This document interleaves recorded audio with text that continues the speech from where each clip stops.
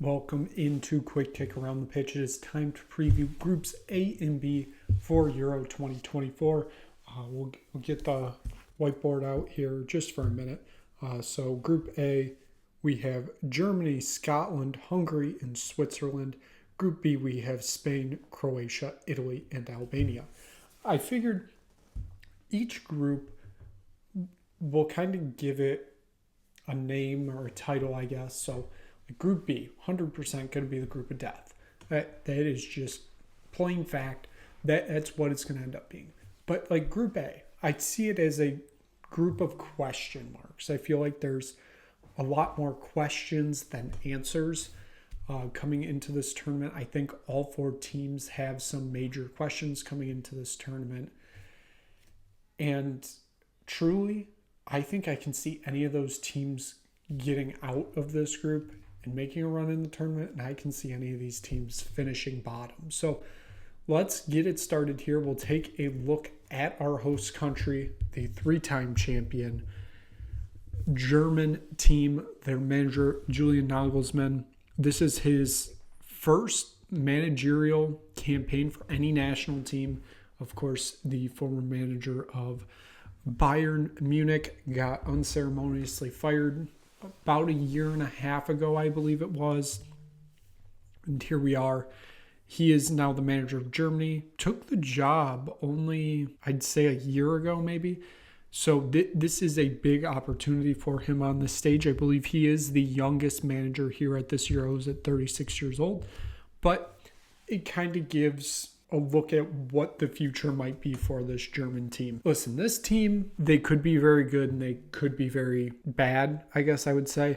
I lean towards the side of good with them. They're at home. The host country always seems to do well in the Euros. I mean, obviously, 2020, we can't factor that in because there were multiple host countries, but it's going to be interesting to see how the German team plays out. This is the squad of 26 they have called up. I don't think there's truly any big shocks here. Maybe like a player like Alexander Pavlovic gets his basically second call up. He's only had one cap for this German team at the age of 20. But, I mean, this is pretty much what you'd expect this German team to look like. I mean, one of the big strengths of this team, of course, is Toni Kroos.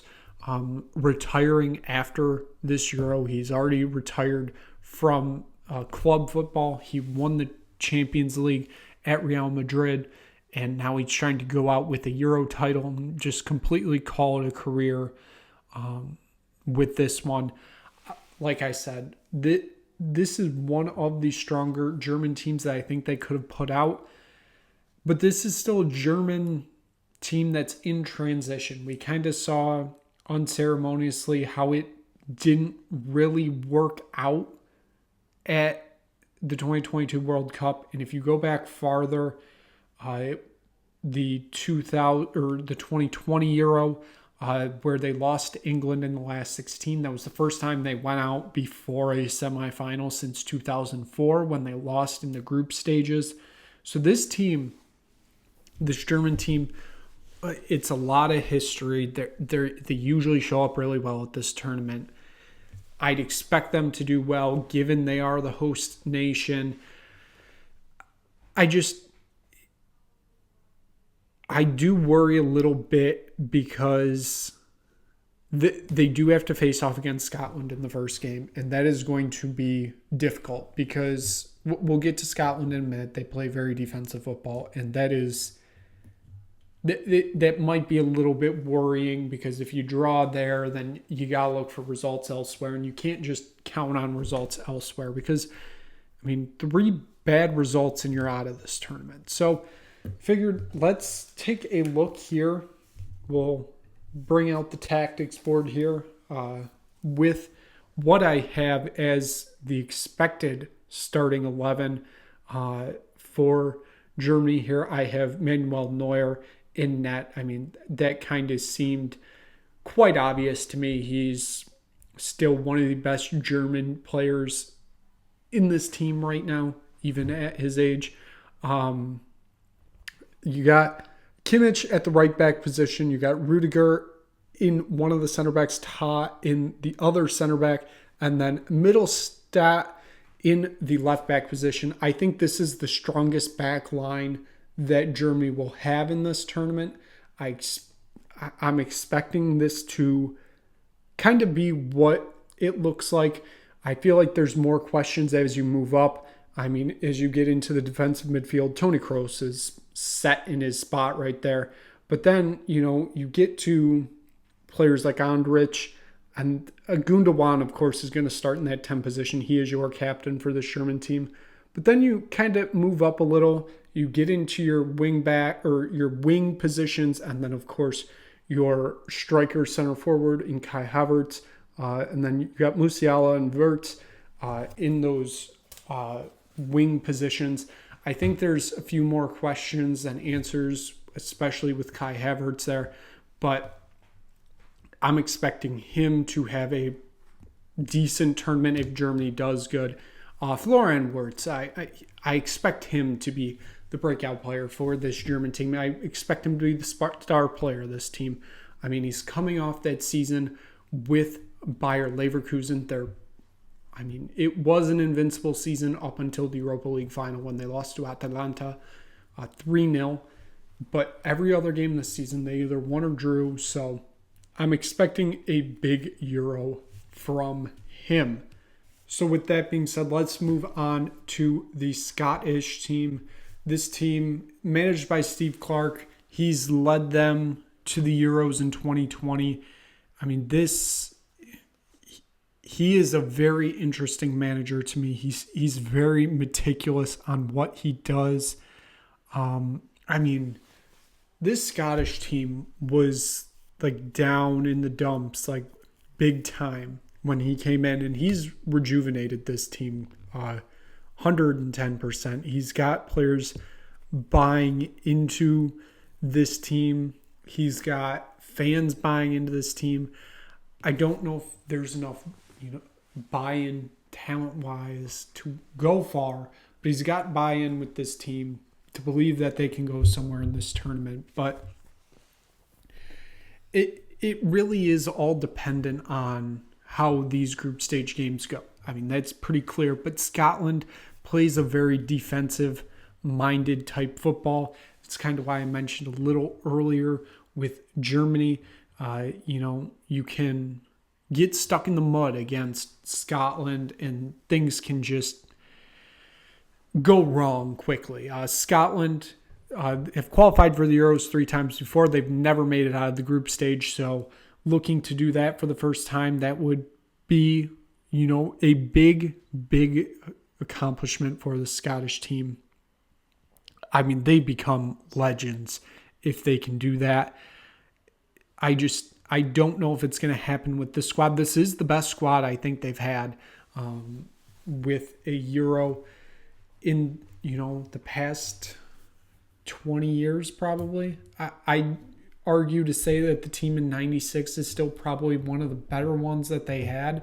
But, to go through qualifying like they did, they took down some giants in qualifying. So I'm hopeful for them that they do well. I don't know if it's going to happen. Andrew Robertson, their captain, Liverpool player, he's going to be a big factor, but I don't think he's going to be the biggest factor. I think there's 2 biggest factors here. It's Che Adams from Southampton and, of course, John McGinn from Aston Villa. John McGinn is this team's spiritual leader, so he is going to have to find a way to lead this team to victory. And Che Adams, he's going to be your goal scorer most likely.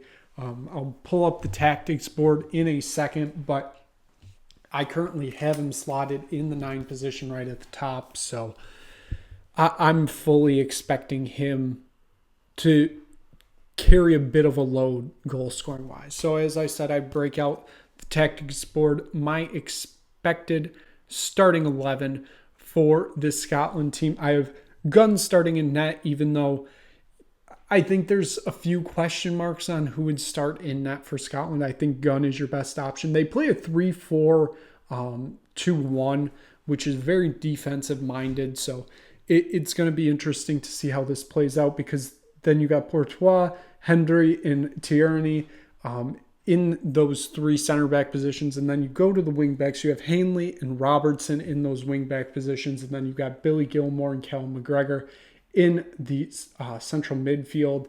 You get your attacking midfielders in McTominay and McGinn, and of course Adams at the top, like I mentioned earlier. This Scotland team, I think that they do have a chance of making it past the group stage for the first time ever.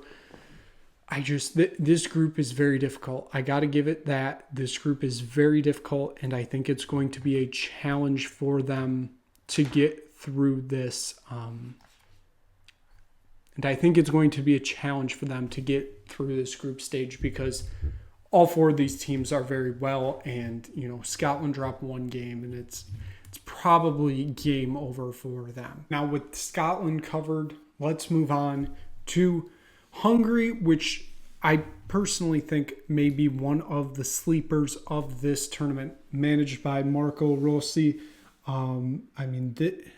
He is becoming a very dark horse contender for one of the best managers in the international game right now. They had a very good Euro 2020, even though they didn't make it out of the group. This Hungary team, I think they're a real dark horse. I know a lot of people are saying that, which makes me a little bit worried, because everybody said Turkey was a dark horse for Euro 2020. They lost out in the group stages.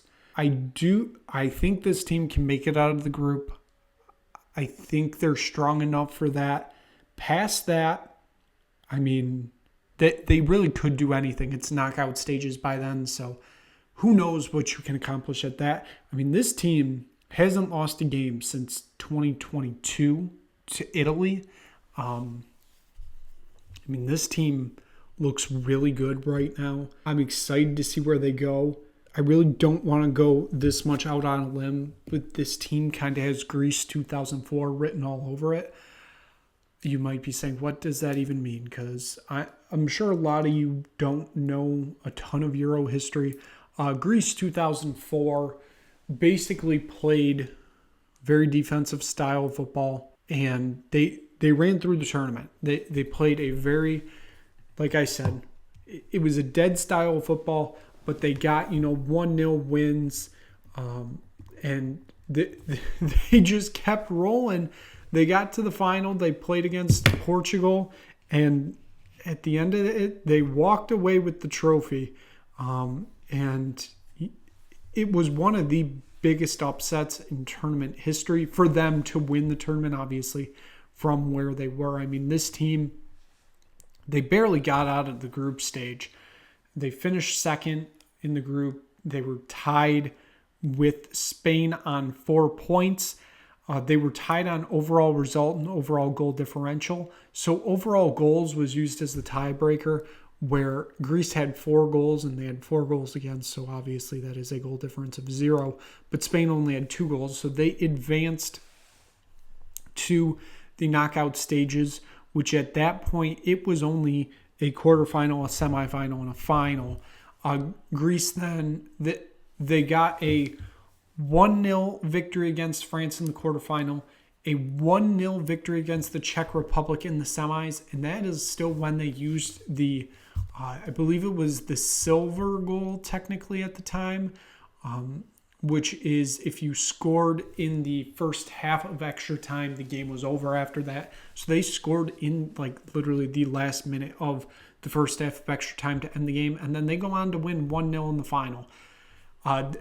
I'm not saying this Hungary team is going to the final on 1-0 victories, but if there's a team to do it, I think they can be that one. This team, like I said, this team hasn't lost since 2022.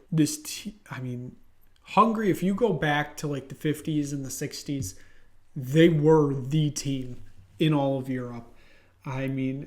1964, they made the semifinal of the Euro. 1972, they made the semifinal of the Euro. They kind of fell off since then. But, they should have won the 1954 World Cup probably. Now I'm really digging deep into history. which is stuff you probably don't want to hear about. You want to hear about this team and these 26 players. And there are some pretty good players on this team. You got Callum Styles. He's from Sunderland. He's only 24, but he has 21 caps with this Hungary team already. Dominic Soboslai, the player for Liverpool, the captain of this team, he's only 23, has 41 caps and 12 goals. Peter Golaski, the goalkeeper who most likely will be starting this tournament, may be his last tournament for Hungary at the age of 34. You never know, but this is lining up probably to be his last tournament. Then you get just to some of your players that you're getting, in the forward positions. And you might be looking at a lot of these clubs they play for and saying, like, these aren't like big time clubs. When you get to the teams like Hungary, you're not having players play in the top 5 leagues. Like, you might be having 1 or 2, and they may be playing for a lower team in those leagues. But a lot of these players come from like the Hungarian leagues or, those type of leagues around there. Like, we got an MLS player here, Daniel Gazag. He plays for Philadelphia Union. He's 28, has 24 caps for this Hungarian team. But then you do have those breakout players like Soboslai, who plays for Liverpool, or you have a Andras Schaffer for Union Berlin in the Bundesliga, or like I said, Gulaski, he plays for RB Leipzig. This team, I think they have a very good chance of making it out of the group stage. I hope so, because I think they're a really good story if they do. So let's take a look at the tactics board. Same as Scotland, they do a 3-4-2-1 lineup here. So I have Golaski starting in the goalkeeper position. Then I got Lang, Orban, and Salai as your 3 center backs. I got Nego, Schaffer, Styles, and Koretz in those somewhat midfield positions. I got Koretz and Negro as your wing backs. You got Salia and Soboslai, and then you got Varga at the 9. This is how I'm expecting Marco Rossi to line up this team when they face off against their opponents. That would be the Swiss team coming up on Saturday. Speaking of the Swiss team, let's take a look at what they have. This Swiss team is managed by Murat Yakin. They did have a lackluster performance coming into this tournament, qualifying, all that. The Swiss gave him a vote of confidence, which, of course, it's never a great sign, but he still got the, I would somewhat say, dreaded vote of confidence. But he has been in this job since 2021, and it does kind of feel like his job is on the line here. And I think their team is kind of aged out of it. I think they got thrown in a tough group. This is going to be a very tough tournament for them. They still got some great players like Jan Sommer, who is most likely playing his last major tournament for Switzerland at the age of 35. But then you got some like players that are in their prime right now, like Manuel Akanji, who's at 28, plays for Manchester City. You get Fabian Schär, who's at 32, so he's right at that edge right now before a little bit of a downfall there. But then you get to like a Granit Xhaka, who comes from Bayer Leverkusen. He's got 124 caps with this team. He has been there for a lot of this Swiss team's history. Shaqiri, he's coming over from the Chicago Fire. After a storied career in Europe, he goes over. He's now in the United States. He comes back over for the Euro, 122 caps at the age of 32. So for a lot of these players, this may be the last time they represent Switzerland at a national level, which, that's probably the goal here. You want to go out as best as you can. I feel like their best case scenario here is winning a knockout game. Making it to the round of 16 feels like it will be a victory for them. I don't know if they can truly get there, though.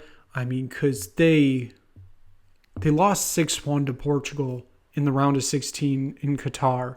This team has really only gotten worse from there, I guess I would say.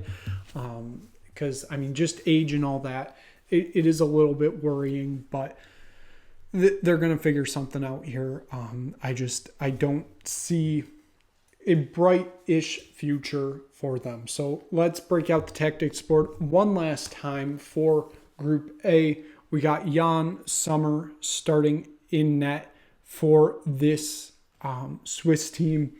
You got playing the 4-3-3, kind of with a defensive-minded midfielder instead of an attacking midfielder in there. But you got Windmer at the right back. You got Akanji and Vivaldi in those center back positions. I think Akanji is set up to have a great tournament here in Germany. It's a bit debatable on how well, these two work together. And I got Rodriguez in the left back position. I'm expecting him to have quite a good tournament. You got Zakaria in that defensive midfield position, and then you got Freuler and Zaka in the more midfield attacking-ish positions, and then I got Okafor and Bolo as your 9 and Vargas as your 11. I mean, they have the talent to get there, but I don't know if they can truly do it. So for Group A, match day 1 begins on Friday with Germany-Scotland at 3 p.m. and concludes Saturday morning at 9 a.m. Eastern with Hungary-Switzerland. Match day 2 for this group will be on June 19th. It's a Wednesday. Germany-Hungary kick it off at 12 p.m. Eastern. Scotland-Switzerland kick it off at 3 p.m. And then, of course, to round it out, match day 3 for this group, Sunday, June 23rd. Both games kicking off at 3 p.m. Scotland-Hungary, and then Switzerland-Germany to round it out. That is Group A. We'll now take a look at Group B, which of course starts with the 3-time champion Spain. They won it in 1964, and then they won back-to-back in 2008 and 2012. They are now managed by Lucas de la Fuente.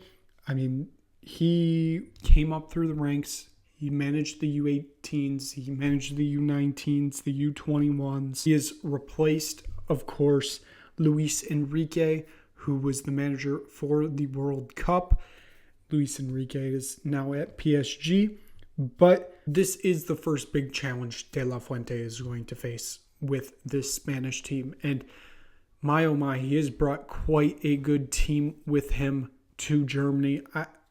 I don't think they're getting enough love for potentially being a championship winning side.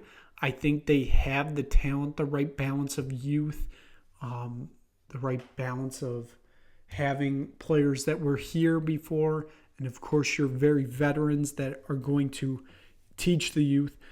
I mean, this has to be one of the more stacked teams that has experience in this tournament. I mean, there are so many great players on this team.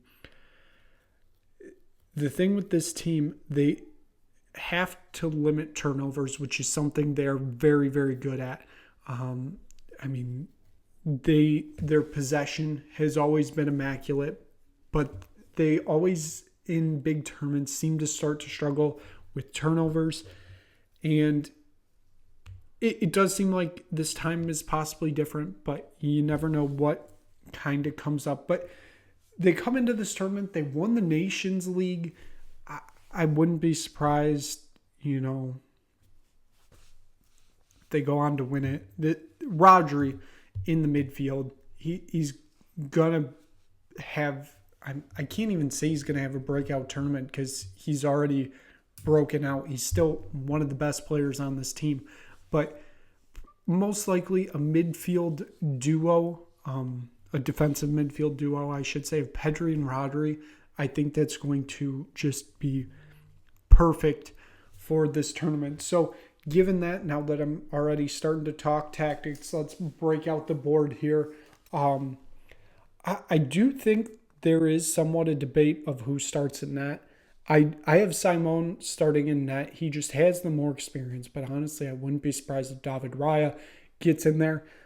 We got the 4-2-3-1 running again here.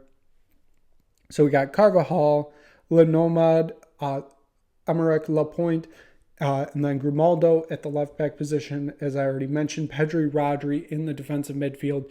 You got Dani Olmo in the attacking midfield. And on the wings, you have Yamil Lamal, who is one of the youngest players at this tournament. And then you got Nico Williams.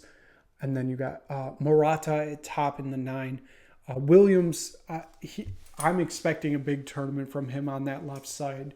I'm excited to see what he does. I think he's in for a breakout tournament. This seems like Spain's time to have that kind of tournament. They made it to the semifinals of Euro 2020. Like I said, they won the UEFA Nations League just last year. I'm expecting a decent tournament from Spain, and I kind of feel like they're flying under the radar, but also, who knows? With that being said, it is time to move on to Croatia, a team that always seems to be there in the end, but they can just never get it done in the end. It always seems like Croatia makes it to a semifinal, they make it to a final. They get ever so close to grabbing their first silverware ever in their country's history, and it just gets taken away from them. And their golden generation, this is it. This truly is it. You got Ivan Perisic, who's at 35. You have Luka Modric, who's at 38. I mean, you have this team. We've already seen some players depart from this team already, age-wise. It just this is it. This is the last dance for Croatia with this team, of course. Now there are youth coming in. You got the Josko Garvidal. You got a Nijiko Labrovic at goalkeeper. He's probably not going to see play time this tournament. But then, this team, you got Marko Palizic. They're still stacked with talent. It's coming up through the ranks right now. Losing Modric, obviously is going to suck when it comes, which is probably next year, if we're honest. He's probably going to sign a 1-year extension at Real Madrid, and that's going to be it. But who knows? Once again, I feel like this is kind of a team on a mission. They got a lot of old players in this team that are going for that final title. It probably will take a little bit something miraculous for them to get there, just given the group they're in. But the lack of firepower in this team probably hurts them. It does worry me a bit of how old this team is. Like, at some point, it just does hit the end. And is that this tournament? Manager Zlatko Dalic he's been the manager since 2017. He got to a final in 2018. He got to the round of 16 in 2020. He made, I believe, 2 Nations Leagues semifinals in that time span too. I think it's going to be tough for this Croatia team. I think there's nothing better than a storybook ending of them making it all the way to Berlin for the final. I just don't know if it's going to happen here. So, as always, let's take a look at what I'm expecting here. We got just a basic 4-3-3. I got Livanovic in goalkeeper position. He had an outstanding World Cup. I don't think they're going to be taking that position away from him. And then in that back four, you got Juranovic, Slato, Garvahald, and Sosa. And then you get to the midfield. Of course, you have the captain Modric, Brozovic, and Kovacic. And then as you move up, again, you start to get the age a little. Kamrovic, you got Budmar in the 9 position, and Ivan Perisic, who's coming off an ACL tear in that left wing position. This team, like I said, they're kind of old, but there would truly be nothing better than if they could go out with a, trophy for this generation. I don't think it's going to happen, but it would be nice to think about at least. We move on to the defending champions of this tournament, and that is, of course, Italy. A lot has changed with that Italian team from that penalty shootout victory at Wembley against England in that Euro 2020 final. Including the manager, Luciano Spalletti. He was the manager for Napoli last year when they won the Scudetto for the first time in 30 plus years. But a lot of these players are new too. A lot of the players on that 2020 team were up there in age. This team has seen an injection of youth-ish into it, but still the biggest issue with this team is scoring goals. I mean, this team still struggles to score goals, which, again, not saying it's bad. They struggled to score goals at Euro 2020, and they went out as champions. If you have a solid defense, you are going to do fine here. If you look at the past winners, if you look at Greece, you look at the two Spain teams that won, if you look at Portugal, who won in 2016, you look at that Italy team that won in 2020, they didn't have massive talent up front. Yes, those Spain teams were packed. Yes, that Portugal team had Ronaldo. But if you truly look at it, those teams were not stacked with, high-end talent in, the attacking positions. They had high-end talent in the defensive positions. And that's what's going to lead you to victory here. I really don't know what to expect from this Italian team. You got Donnarumma there. He was your goalkeeper at Euro 2020. He's going to most likely lead you to victory if you're going to, go far in this tournament. I worry a lot about the scoring goals part, because at some point you're going to have to score goals.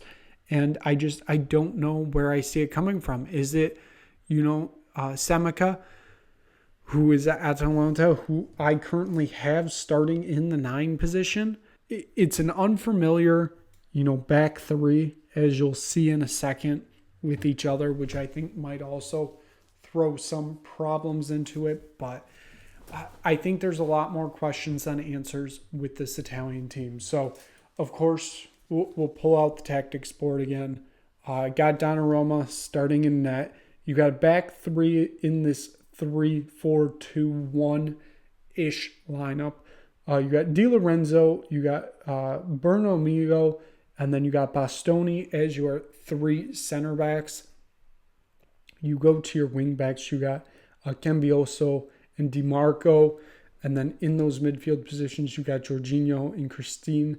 And then you got Chiesa, Fritzstili, and then you got Samaka, as I said, in that 9 position. I really don't know about this team. I think there's a lot of questions with this Italian team. I don't think they're as good as they were in 2020. I think that might be a huge factor in them not going far in this tournament.